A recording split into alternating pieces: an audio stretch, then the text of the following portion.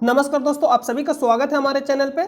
और चैनल पे नए हैं तो वीडियो को शुरू से अंत तक देखें और वीडियो अच्छा लगता है तो चैनल को सब्सक्राइब करें। और आज जो मैक्सिमम प्रश्न है वो आपको पिछले वाले वीडियो में हम लोग डिस्कस कर चुके हैं, तो आज हम लोग तेज़ी से यानी रिवीजन के तौर पर हम लोग तेज़ी से आज प्रश्न को करेंगे। तो अगर आप पिछला वीडियो नहीं देखें तो जाकर देख लीजिएगा। तो आइए हम लोग वीडियो को सीधा शुरू करते हैं। आज का जो पहला प्रश्न है, किसी पौधे को कौन सा भाग पौधों की जड़ों से पौधों के शेष भागों में जल का परिवहन करता है। यानी सिंपल प्रश्न ये पूछ रहा है कि पौधों में जल का परिवहन कौन करता है। तो दो आपको ध्यान देना है, कौन कौन है, एक फ्लोएम और एक उत्तक, फ्लोएम उत्तक और एक जाइलम उत्तक। कौन कौन आपको ध्यान देना है, फ्लोएम उत्तक और जाइलम उत्तक।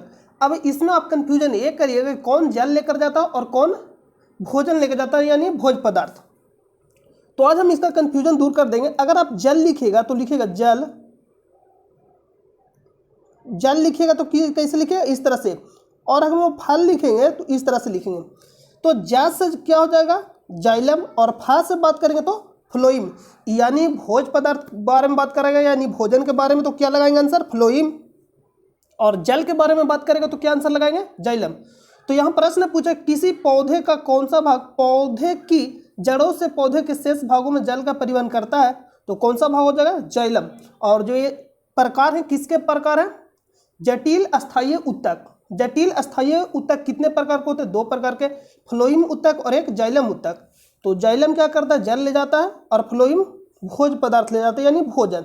तो इसका राइट आंसर क्या हो जाएगा, ऑप्शन नंबर डी। अगर आप इसका पीडीएफ चाहते हैं तो टेलीग्राम चैनल से ज्वाइन हो जाइएगा, जिसका लिंक आपको वीडियो के डिस्क्रिप्शन में मिल जाएगा। तो जो भी हम डिस्कस यहाँ कर लिए उसका आपको पीडीएफ दे दिया जाता है टेलीग्राम चैनल पे, आप वहाँ से बिल्कुल आराम से उतार सकते हैं। तो आप अगर अभी तक ज्वाइन नहीं हुए तो आप जाकर ज्वाइन हो जाइएगा, जिसका लिंक आपको वीडियो के डिस्क्रिप्शन में मिल जाएगा। तो इसका राइट आंसर का जो ऑप्शन नंबर डी। लेकिन यही पूछ देता भोजन को कौन ले जाता है, तो फ्लोएम। अब इसको ध्यान दीजिएगा। और जटिल अस्थायी उत्तक कितने प्रकार के होते हैं, दो प्रकार के, फ्लोएम उत्तक और जाइलम उत्तक। तो इसका राइट आंसर क्या हो जाएगा, ऑप्शन नंबर डी इस प्रश्न का। नेक्स्ट प्रश्न है, भारत में पहली यात्री ट्रेन वर्ष 1853 में कहां से कहां, मतलब प्रश्न बोला डॉट और डॉट के बीच चलाई गई थी। तो आपको हम 10 और प्रश्न बता चुके, क्योंकि बहुत बार पूछा गया, तो हम आपको इसलिए डिस्कशन कराते हैं पूरा जाकर डीप में, कि आपको जो भी प्रश्न आएगा अगले मतलब हम लोग वीडियो में जो प्रश्न देखेंगे जो पहले करा चुके हैं उसको हम लोग तेजी से करेंगे, आपको हम ऑलरेडी बता दिए। तो इसका राइट आंसर क्या हो जाएगा, ऑप्शन नंबर बम्बई से थाने, यानी मुंबई से थाने। और दोनों के बीच में जो डिस्टेंस था कितना था, 34 किलोमीटर।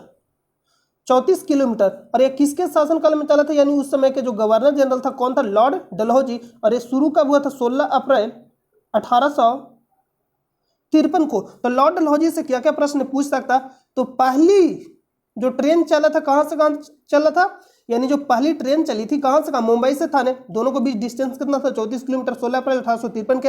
और उस समय के जो गवर्नर जनरल था कौन था, लॉर्ड डलहौजी। आपसे प्रश्न पूछा गया था कि हड़प्पा नीति लागू किसने किया, लॉर्ड डलहौजी ने।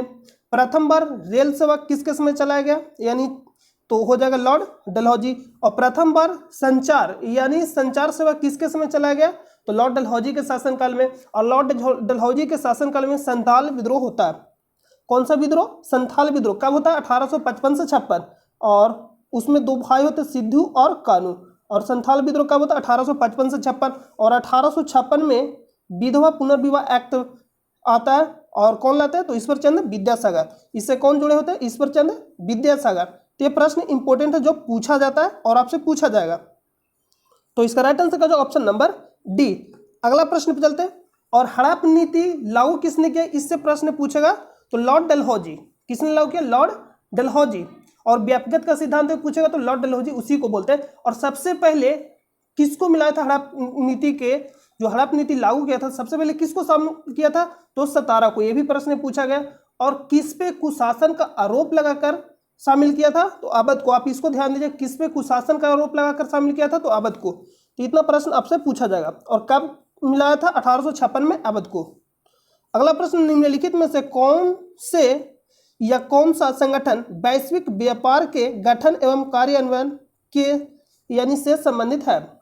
यानी आपको प्रश्न बताना है कि इसका आंसर कि वैश्विक व्यापार के गठन एवं कार्यान्वयन से संबंधित है। तो इसका राइट आंसर का जो ऑप्शन नंबर बी, जिसका फुल फॉर्म होता है world trade organisation. World trade organisation, और इसका मुख्यालय कहाँ है? Geneva Switzerland. ये जो तीनों आप देख रहे हैं इसका मुख्यालय कहाँ है? Geneva Switzerland. जिनेवा स्विट्जरलैंड में इसका मुख्यालय है। ILO international labour organisation, international labour organisation, और 20 जिसको हम बोलते हैं अंतर्राष्ट्रीय श्रम संगठन। और श्रम दिवस कब मनाया जाता है? यानी मजदूर दिवस 1 मई को, इसको भी ध्यान दीजिएगा। और अगर तीनों का मुख्यालय पूछेगा तो कहाँ? जिनेवा स्विट्जरलैंड में। WHO वर्ल्ड हेल्थ ऑर्गेनाइजेशन, इसका भी मुख्यालय कहाँ? Geneva Switzerland. और इसका स्थापना कब होता? इसका स्थापना कब होता? 7 अप्रैल 1948 को। किसका स्थापना होता? तो WHO का स्थापना कब होता? 7 अप्रैल 1948 को। इसलिए हम लोग 7 अगस्त को स्वास्थ्य दिवस मनाते हैं, विश्व स्वास्थ्य दिवस मनाते हैं 7 अप्रैल को। और यहाँ से 2 प्रश्न आप फंसा सकते हैं कि WTO एक है वर्ल्ड ट्रेड ऑर्गेनाइजेशन और एक है एक जो है वर्ल्ड ट्रेड ऑर्गेनाइजेशन और एक जो है वर्ल्ड टूरिज्म ऑर्गेनाइजेशन, जिसको बोलते हैं विश्व व्यापार संगठन, और एक है विश्व पर्यटन संगठन। टूरिज्म का मतलब होता है, क्या होता है? टूरिज्म का मतलब पर्यटन होता है, विश्व पर्यटन संगठन। तो अगर दोनों का मुख्यालय पूछेगा तो आपको जिनेवा स्विट्जरलैंड किसका मुख्यालय होगा? वर्ल्ड ट्रेड ऑर्गेनाइजेशन का। लेकिन विश्व पर्यटन संगठन का मुख्यालय पूछेगा तो कहाँ? मैड्रिड स्पेन में। तो प्रश्न पूछेगा तो मेंशन कर देगा प्रश्न में, या तो ऑप्शन कोई एक ही देगा। अगला IMF, इसका मुख्यालय का इंटरनेशनल मॉनेटरी फंड, ये सीधा फुल फॉर्म पूछेगा। और इसका मुख्यालय का वाशिंगटन DC USA में, वाशिंगटन DC USA। और विश्व बैंक का मुख्यालय का वाशिंगटन DC USA में। तो इसका राइट आंसर का जो ऑप्शन नंबर बी। अगला प्रश्न पे चलते हैं। भारत में असहयोग आंदोलन किस वर्ष में शुरू हुआ था? तो 1 अगस्त 1920 को शुरू हुआ था। कब शुरू हुआ था? 1 अगस्त 1920 को शुरू हुआ था। 1 अगस्त 1920 को नोट कर लीजिए, 1 अगस्त 1920 को। और असहयोग आंदोलन को वापस क्यों ले लिया गया था? तो 5 फरवरी 1922 को, 5 फरवरी 1922 को कौन सा कांड होता है? चौरी चौरा कांड, जिसके कारण से असहयोग आंदोलन को वापस ले लिया जाता है गांधी जी के द्वारा। तो इसका राइट आंसर का जो ऑप्शन नंबर बी, असहयोग आंदोलन किस वर्ष में शुरू हुआ था? 1 अगस्त 1920 को। और 1930 में क्या स्टार्ट होता? सविनय अवज्ञा आंदोलन। और 12 मार्च 1930 को स्टार्ट होता दांडी मार्च। और 6 अप्रैल 1930 को जाकर पूछते हैं, यानी साबरमती से स्टार्ट होता है और दांडी जाकर पूछते हैं कितना? 6 अप्रैल 1930 को। तो ये भी पूछा गया प्रश्न है। और कितने दिनों तक चलता है? 24 दिनों तक। ये सब सारा आपको बता दिया गया। मधुबनी कला किस भारतीय राज्य से संबंधित है?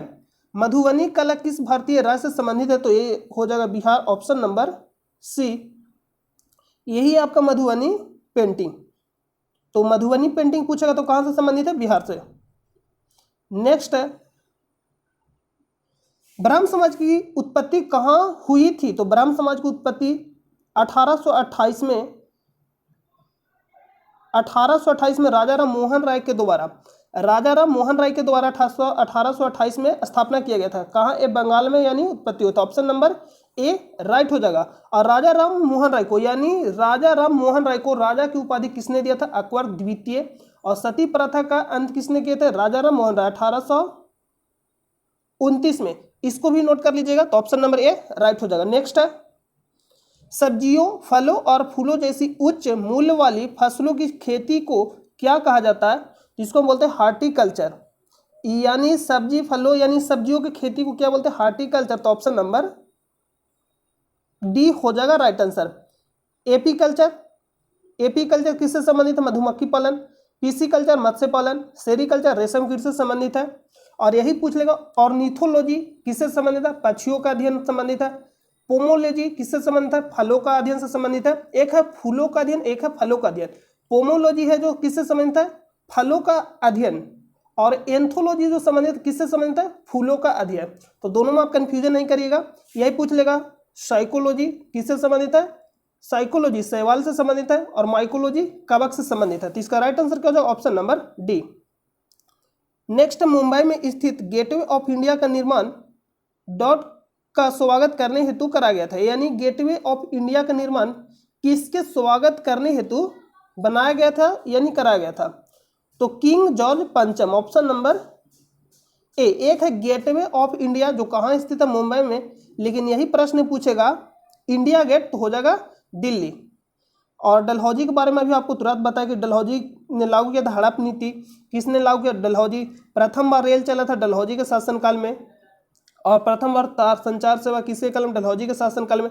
Sir William Jones, Asiatic Society of Bengal, Asiatic Society of Bengal का स्थापना कब हुआ था, 1784 में। 10 वर्ष से कम नहीं प्रश्न पूछा गया। Asiatic Society of Bengal William Jones के द्वारा कराया गया था 1784 में, इसको नोट कर लीजिएगा।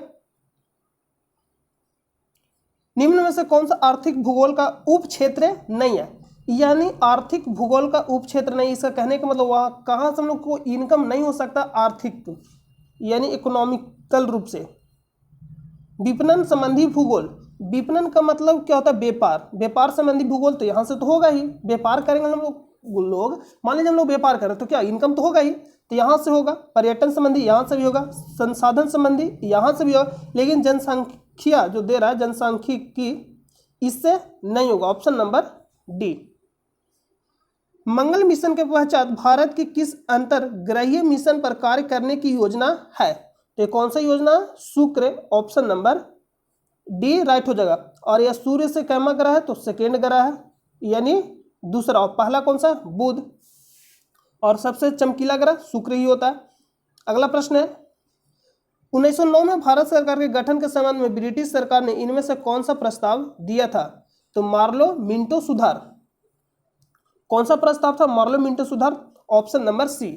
और उस समय के जो गवर्नर जनरल था, यानी एक तरह से हम लोग वाइसराय कह सकते हैं, उस समय के कौन था, तो उस समय के जो वाइसराय था कौन था, ये आपको कमेंट बॉक्स में बताना है। तो उस समय के वाइसराय कौन था, हम आपको हिंट्स दे रहे, एक है लॉर्ड मिंटो यानी लॉर्ड मिंटो प्रथम, और एक है लॉर्ड मिंटो द्वितीय। आपको ये दोनों में से बताना कि कौन था। बेबल प्लान एक कब आया था, 1942 में। रॉलेट एक्ट एक कब आया था, 1919 में। क्रिप्स मिशन क्रिप्स मिशन कब आया था, 1946। अगला प्रश्न चलते हैं। नेक्स्ट प्रश्न है स्तूप क्यों बनाए गए थे, जो स्तूप है वो क्यों बनाए गए थे, पवित्र स्मृति चिन्ह रखने के लिए, पवित्र स्मृति चिन्ह रखने के लिए। तो ऑप्शन नंबर क्या हो जाएगा, ए राइट हो जाएगा। नेक्स्ट प्रश्न है इनमें से किन दो इस्पात संयंत्रों की स्थापना रूस के सहयोग से की गई थी, तो रूस के सहयोग से कौन कौन सा जो संयंत्र है, इस्पात संयंत्र का स्थापना किया गया था, तो एक है बोकारो और एक है भिलाई। बोकारो कहाँ पड़ता है, बोकारो झारखंड में हो जाएगा, और भिलाई कहाँ हो जाएगा, छत्तीसगढ़ में। तो ये जो दोनों हैं रूस के सहयोग से बनाए गए थे।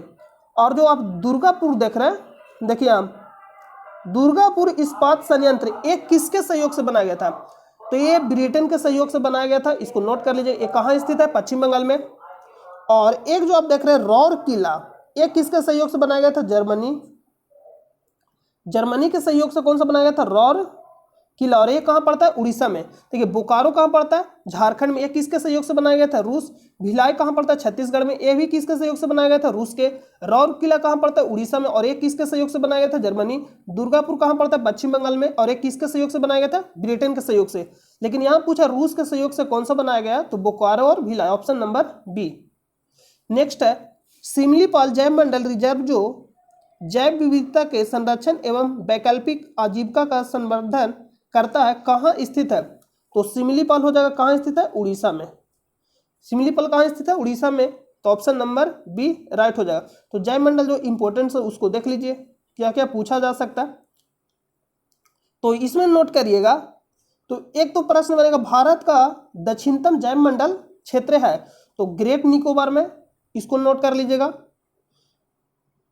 और एक जो इंपॉर्टेंट है भारत का प्रथम जैव मंडल आरक्षित क्षेत्र, भारत का प्रथम जैव मंडल आरक्षित क्षेत्र नीलगिरी, और ये यूनेस्को में भी शामिल है। अचानकमार अमरकंटक ये छत्तीसगढ़, और इसमें नोट करिएगा सिमलीपाल, ये भी यूनेस्को में शामिल है। जो यूनेस्को में शामिल है उसको आप नोट कर लीजिए, वही भी पूछा जाएगा। सिमलीपाल कहाँ स्थित है, उड़ीसा में। सुंदरवन पश्चिम बंगाल। नोकरेक एक कहाँ स्थित है, मेघालय में, इसको नोट करिएगा। और भारत का सबसे छोटा जैव मंडल आरक्षित क्षेत्र डिब्रू साइखोवा, और ये कहाँ पड़ता है? असम में। इसको भी नोट कर लीजिएगा। और जो ये मानस आप देख रहे हैं ये भी कहाँ पड़ता है? मानस, ये भी पड़ता है असम में, तो इसको भी नोट कर लीजिएगा। यहाँ देखिए भारत का उत्तरोत्तम जैवमंडल, कौन सा? भारत का उत्तरोत्तम जैवमंडल, भारत का उत्तरोत्तम जैवमंडल, देखिए भारत का उत्तरोत्तम जैवमंडल कौन सा? शीत मरुस्थल, और ये कहाँ पड़ता है? हिमाचल प्रदेश। इसको नोट कर लो। नंदा देवी, तो ये तो उत्तराखंड में हो जाएगा। कंचनजंगा ये कहाँ स्थित है? सिक्किम में, ये सब आपको मालूम होगा। और इसको नोट करिएगा पंचमढ़ी, ये कहाँ स्थित है? मध्य प्रदेश में। इतना इंपॉर्टेंट है जो आपको याद रहना चाहिए। अगला प्रश्न पे चलते हैं। तो इसका राइट आंसर का जो ऑप्शन नंबर बी, सिमलीपाल पूछा था। 1983 में भारत के क्रिकेट विश्व कप विजेता बनने के समय भारतीय क्रिकेट टीम का कप्तान कौन था? तो Kapil Dev, option number A. जब पहली बार भारत विश्व कप जीता था तो उस समय के कप्तान कौन थे? कपिल देव। और कब? 1983 में। निम्न में से कौन सी 1973 से भारत में बाघों की आबादी के व्यवहार स्तर पर बनाए रखने के लिए भारत सरकार द्वारा संचालित योजना है? तो हम आपको बहुत बार बताए थे, प्रोजेक्ट टाइगर प्रोजेक्ट कब शुरू किया गया था? 1 अप्रैल 1973 को। इसका राइट आंसर का जो ऑप्शन नंबर डी, 1 अप्रैल 1973 को। और एलिफेंट एक्ट 1992 का था, इसको भी याद रखिएगा। अगला, एक वयस्क मानव शरीर में हड्डियों की संख्या कितनी होती है? 206। कितनी होती है? 206। और जन्म के समय कितना होता है? 300। डॉट ने भारतीय और यूरोपीय शैलियों की एकीकृत करके मुंबई में ताजमहल पैलेस होटल का निर्माण कराया था। ये कौन कराया था? जमशेद जी टाटा। जमशेद जी टाटा के द्वारा कराया गया था। अगला प्रश्न है, अक्टूबर 2020 तक जानकारी के अनुसार संयुक्त राष्ट्र के वर्तमान महासचिव कौन है? तो ये कौन थे? एक करेंट का प्रश्न है, तो इसका राइट आंसर का जो option number D, Antonio Guterres. कौन थे? Antonio Guterres. और यही अभी है भी। तो निम्नलिखित में से कौन सा स्मारक तमिलनाडु में स्थित नहीं है? ये जो आप देख रहे बेकल किला, ये कहाँ स्थित है? केरल में। ये जो बेकल किला है ये कहाँ स्थित है? केरल में। ये कहाँ स्थित है? केरल में। तो ऑप्शन नंबर ए राइट हो जाएगा, क्योंकि पूछा कौन तमिलनाडु में स्थित नहीं है। और बाकी जो भी आप ऑप्शन दे रहे हैं, बलूर कोट्टम ये भी स्थित है, पद्मनाभपुरम पैलेस ये भी स्थित है, मीनाक्षी अमन मंदिर ये भी स्थित है। तो इसमें पूछा कौन नहीं है तमिलनाडु? तो केरल में स्थित है बेकाल किला, और समुद्र के किनारे स्थित है। तो इसका राइट आंसर का जो ऑप्शन नंबर ए। यहाँ हम आपको इमेज लगाना भूल गए। बेटी बचाओ बेटी पढ़ाओ अभियान के एक हिस्से के रूप में बालिकाओं के लिए विशेष रूप से लॉन्च किए गए बैंक खाते का नाम क्या है? सुकन्या समृद्धि योजना। तो जो भी 10 वर्ष से कम के जो बालिकाएं होगी, जो भी 10 वर्ष से कम की जो भी बेटियां होगी, उनके नाम से क्या खोला जाएगा? खाता खोला जाएगा। और इसका राइट आंसर का जो ऑप्शन नंबर सी। और एक कब शुरू हुआ था? तो 22 जनवरी 2015 को। और बेटी बचाओ बेटी पढ़ाओ योजना भी 22 जनवरी 2015 को शुरू हुआ था, और सुकन्या समृद्धि योजना भी। और एक कहां से शुरू हुआ था बेटी बचाओ बेटी पढ़ाओ योजना? पानीपत हरियाणा से। सन 1944 में भारत के बड़े उद्योगपतियों ने एकजुट होकर स्वतंत्रता मिलने के बाद देश में नियोजित अर्थव्यवस्था की स्थापना के लिए एक संयुक्त प्रस्ताव का मसौदा तैयार किया था। उस मसौदे को किस नाम से जाना जाता? तो किस नाम से जाना जाता था? The Bombay plan. The Bombay plan. और ये शुरू कब किया गया था, यानी कब बनाए थे इसको? 1944 में। The God of small things उपन्यास किसने लिखा? The God of small things उपन्यास किसने लिखा? तो अरुणधती राय, ऑप्शन नंबर डी। अगला प्रश्न है, भद्रा वन्यजीव अभयारण्य किस राज्य में स्थित है? तो ये कहाँ स्थित है? कर्नाटक। ये शायद कर्नाटक एक जिला ही है। तो अगर आपको मैक्सिमम जिला के याद है नाम, तो मैक्सिमम जिला के ही नाम पे रहता है। तो भद्रा वन्यजीव अभयारण्य कहाँ स्थित है? किस राज्य में? तो कर्नाटक में स्थित है। तो जो इंपॉर्टेंट है उसको देख लीजिए। देखिए आपको याद रखना पेज कहाँ पड़ता है? तो हो जाएगा मध्य प्रदेश। कान्हा नेशनल पार्क भी मध्य प्रदेश में है। बांधवगढ़ ये भी मध्य प्रदेश में, ये आपको ध्यान देना। और अभी आपको बताएं सुंदरबन ये पश्चिम बंगाल में है। चिल्का लेक नेशनल पार्क ये कहाँ स्थित है? उड़ीसा। हाँ, काबुल लमजाओ, और ये स्थित कहाँ है? काबुल लमजाओ, इसको आपको ध्यान देना है। काबुल लमजाओ कहाँ स्थित है? तो ये स्थित हो जाएगा मणिपुर। नेक्स्ट है काजीरंगा, तो ये असम हो जाएगा। मानस, और ये भी असम है। काजीरंगा असम, एक सिंह गैंडा के लिए प्रसिद्ध है। मानस जंगली भैंस के लिए प्रसिद्ध है। दुधवा टाइगर रिजर्व, इसको भी याद रखना, उत्तराखंड। सरिस्का ये कहाँ हो जाएगा? राजस्थान। रणथंभौर ये भी राजस्थान में हो जाएगा, इसको याद रखें। इतना आपको याद रखना है। ये आपको शायद कहा बताया, दुधवा जो टाइगर रिजर्व है, ये आपको बताया दुधवा टाइगर रिजर्व, ये हो जाएगा उत्तर प्रदेश में। और ये जो आप देख रहे हैं राजा जी हो जाएगा। कार्बेट ये दोनों कहाँ स्थित है? उत्तराखंड में। और दुधवा जो टाइगर रिजर्व है ये आपका उत्तर प्रदेश में स्थित है, इसको नोट कर लीजिएगा। और गिर कहाँ स्थित है? गुजरात में स्थित है। नागरहोल, इसको भी ध्यान रखिएगा। बांदीपुर कहाँ स्थित है? कर्नाटक में। और नागरहोल भी कर्नाटक में स्थित है। पेरियार, पेरियार कहाँ स्थित है? तो तमिलनाडु और केरल दोनों के सीमा पे स्थित है, तो इसको ध्यान दीजिएगा। तो इसका राइट आंसर क्या हो जाएगा? भद्रा वन्यजीव अभ्यारण्य कहाँ स्थित है? कर्नाटक। तो जो आपको यहाँ पता है उसको भी ध्यान दीजिएगा। 1945 में यूएन को लीग ऑफ नेशनल के उत्तराधिकारी के रूप में स्थापित किया गया। कब किया गया था? द्वितीय विश्व युद्ध के तुरंत बाद। आपको मालूम है कि द्वितीय विश्व युद्ध कब शुरू हुआ था? 1939 से 45 तक चला। इसमें पूछ लेता कितना देश शामिल था, तो आपको कुछ नहीं करना, 9 में से 3 घटाइएगा, 9 में से 3 घटाइए 6 होगा, और 5 में से 4 घटाइए 1, यानी कितना देश शामिल था? 61 देश। अगर पूछ लेगा प्रथम विश्व युद्ध में, तो प्रथम विश्व युद्ध शुरू हुआ कब हुआ था? 1914 में। चला कब तक था? 1918 तक। इसमें कितना देश शामिल था? 4 में से 3 1 घटाएगा 3, और 8 में से 1 घटाइएगा तो कितना हो जाएगा? 7, यानी 37 देश। तो प्रथम विश्व युद्ध में पूछेगा कितने देश शामिल था? 37। और द्वितीय विश्व युद्ध में 61 देश शामिल था। इसका राइट आंसर क्या होगा? Option number C. अगर आपको डेट याद है तो डेट सब कर सकते हैं, क्योंकि 1945 दे दिया गया। पुलवामा में आतंकी हमला कब हुआ? 14 फरवरी 2019। कब हुआ था? 14 फरवरी 2019 को, ऑप्शन नंबर ए। पुलवामा में आतंकी हमला कब हुआ? 14 फरवरी 2019। नेक्स्ट, आर्थिक विकास का एक अच्छा संकेतक डॉट में निरंतर वृद्धि है, तो किसका? जीडीपी। जीडीपी, तो ऑप्शन नंबर ए राइट हो जाएगा। और जीएसटी के बारे में आपको बता दिया, 101वां संविधान संशोधन के तहत इसको लाया गया था। और एक कब लागू हुआ था? कब से? यानी 1 जुलाई 2017 से इसको लागू किया गया था। और सबसे पहले पारित कहाँ हुआ था? असम विधानसभा में। 1 किलो बाइट में कितने बाइट होते हैं? 1024। 1 किलो बाइट अगर पूछेगा, 1 किलो बाइट, 1 किलो बाइट में कितने बाइट होते हैं? तो 1024। कितने बाइट होते हैं? 1024। 1 किलो बाइट में कितने बाइट होते हैं? 1024 बाइट। और 1 केबी में पूछेगा तो कितने होते हैं? 1 केबी,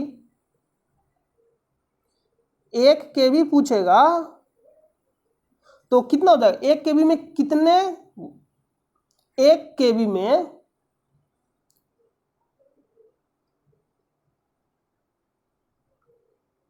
देखिए 1 केबी, 1 एमबी बराबर कितना होता है? 1024 केबी। और यही पूछेगा 1 जीबी बराबर कितना हो जाएगा? 1024 एमबी। अब इसको ध्यान दें, 1 केबी बराबर 1024 बाइट हो जाएगा। 1 एमबी बराबर कितना हो जाएगा? 1024 केबी। और 1 जीबी बराबर कितना हो जाएगा? 1024 एमबी। आप इसको ध्यान दीजिएगा। तो इसका राइट आंसर का जो ऑप्शन नंबर सी। नेक्स्ट है OCR का पूर्ण रूप क्या है? तो इसका पूर्ण रूप क्या होता है? Optical character, optical character recognition, recognition, option number C. देखिए यहाँ इंग्लिश में पढ़े ऑप्टल ऑप्टिकल, ऑप्टल नहीं है, ऑप्टिकल कैरेक्टर रिकॉग्निशन। तो ऑप्शन नंबर क्या हो जाएगा? सी। नेक्स्ट, भारत के संविधान के अनुसार संघ के रक्षा बलों का प्रमुख कौन होता है? तो भारत के जो राष्ट्रपति रहेंगे वही क्या होंगे? बलों के प्रमुख, यानी रक्षा बलों के प्रमुख। तो ऑप्शन नंबर बी राइट हो जाएगा। अगला प्रश्न पे चलते हैं। नेक्स्ट प्रश्न है, तो नेक्स्ट प्रश्न जो भी आज हम लोग प्रश्न कलेक्ट किए थे वो सारा आपका समाप्त हो गया। और अगर आपको वीडियो अच्छा लगता है तो आप चैनल को सब्सक्राइब करें। अगर आपको थोड़ा सा भी लगता है कि आपके लिए ये मतलब अच्छा हो रहा, आपको इससे फायदा हो रहा है, तो आप चैनल को सब्सक्राइब जरूर करें और अपने दोस्तों पर शेयर करें। आप इसका पीडीएफ चाहते हैं तो टेलीग्राम चैनल से ज्वाइन हो जाइएगा, जिसका लिंक आपको वीडियो के डिस्क्रिप्शन में मिल जाएगा। तो वहां से आप इसका पीडीएफ ले सकते हैं टेलीग्राम चैनल से, तो आप वहां जाकर ज्वाइन हो जाइएगा। तो हम लोग मिलते हैं नेक्स्ट वीडियो में। जब तक के लिए अपना ख्याल रखिएगा। जय हिंद, जय भारत।